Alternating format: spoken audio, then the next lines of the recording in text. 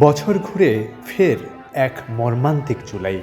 অসংখ্য নিষ্পাপ প্রাণের ক্ষত আবারও দগদগে করল জুলাইকে। মৃত্যুর কাছে হার মেনেছে ফুলের মতো কোমল স্কুল পড়ুয়া শিশুরা। শরীর ঝলসে মৃত্যুকে আলিঙ্গন করে নেয়া ফুলকড়িদের কথা বলছি।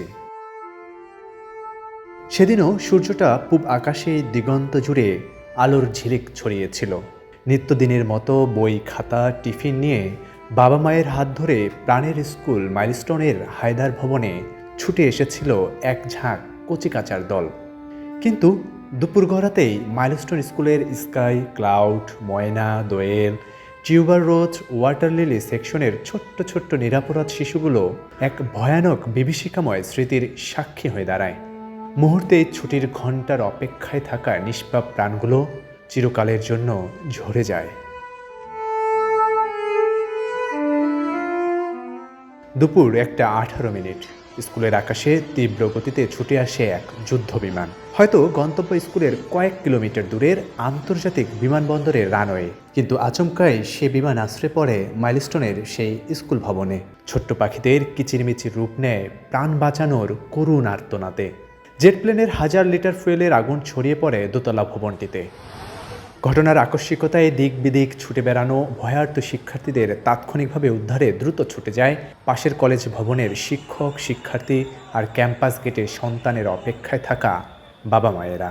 স্কুলটির খুব কাছেই সেনা ক্যাম্প, ফায়ার ব্রিগেড স্টেশনেও খুব দূরে না। দ্রুত উদ্ধার কাজে ছুটে আসেন তারাও। ভবনের দোতলার ঘরগুলোর জানালার গ্রিল ভেঙে নামিয়ে আনতে থাকেন অক্ষত, আহত এবং গুরুতর আহত শিশুদের।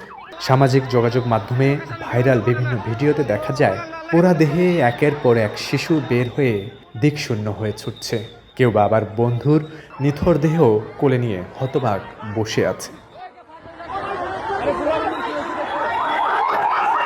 যে স্কুল প্রাঙ্গণ একসময় কলকাকলিতে মুখরিত থাকতো, সেখানে বাজতে শুরু করে অ্যাম্বুলেন্সের সাইরেন। গুরুতর আহতদের দ্রুত চিকিৎসা দিতে হেলিকপ্টারে এয়ারলিফট করে নেওয়া হয় সিএমএইচে।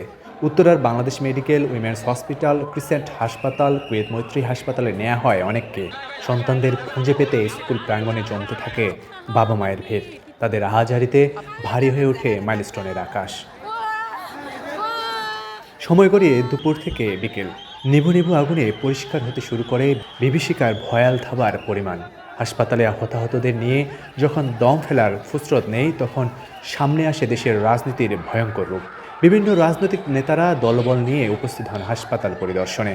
কেউ বা আবার মিছিল করে তারা প্রতিবাদ জানান। স্তব্ধ জনতা এবার প্রশ্ন তোলে, কতজনকে গ্রাস করেছে বিধ্বস্ত বিমানের আগুন? ঠিক কত প্রাণ নিস্তেজ হয়ে গেছে? কতজনই বা আহত? কোথায় আছে সেই শিশুরা? অক্ষত উদ্ধার হয়েছে কতজন? এসব প্রশ্নের জবাব মেলে না প্রশাসনের কাছ থেকে। সংবাদ মাধ্যমে কথা বলতে থাকা প্রত্যক্ষদর্শী শিক্ষার্থীদের সঙ্গে হাতাহাতিতে জড়ায় উদ্ধার কাজে থাকা সেনাবাহিনীর কয়েক সদস্য। মাথাচাড়া দিয়ে ওঠে মরদেহ লুকানোর বিতর্ক। অনেকে প্রশ্ন তোলেন, কেন উত্তর দিচ্ছে না প্রশাসন? কি আড়াল করতে চাইছে? রাত গড়াতেই হাসপাতাল, স্কুল এবং যৌথ বাহিনীর পক্ষ থেকে জানানো হয়, ট্র্যাজেডিতে শিক্ষার্থী, শিক্ষক, অভিভাবক এবং বিমানের পাইলট সহ প্রাণ হারিয়েছেন অন্তত 27 জন। আহত 1.5 শতাধিকের অনেকে আছে জাতীয় বার্ন ইনস্টিটিউটে, অনেকে সিএমএইচে, অনেকে ছড়িয়ে ছিটিয়ে আছেন রাজধানীর বিভিন্ন হাসপাতালে। রাত গড়াতে শোকে মাতম শিক্ষার্থীরা পরদিনের এইচএসসি পরীক্ষা স্থগিতের দাবি জানায়। তবে গভীর রাতেও সে দাবিতে সরকারের পক্ষ থেকে সাড়া না দেয়ায় সামাজিক যোগাযোগ মাধ্যমে ক্ষোভে ফুঁসে ওঠে আমজনতা।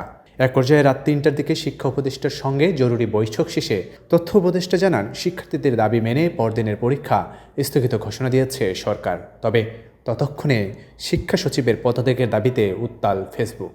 22 জুলাই মঙ্গলবার ভোরের আলো ফুটতেই ফের মাইলস্টোনে জড়ো হতে থাকেন বিক্ষুব্ধ শিক্ষার্থীরা। ওরা ধ্বংসস্তূপ দেখে নির্বাক হয়ে পড়েন অনেকে। আবাসিক এলাকায় যুদ্ধবিমানের প্রশিক্ষণ কেন? প্রশ্ন তুলে 6 দফা দাবিতে আন্দোলন শুরু করে তারা।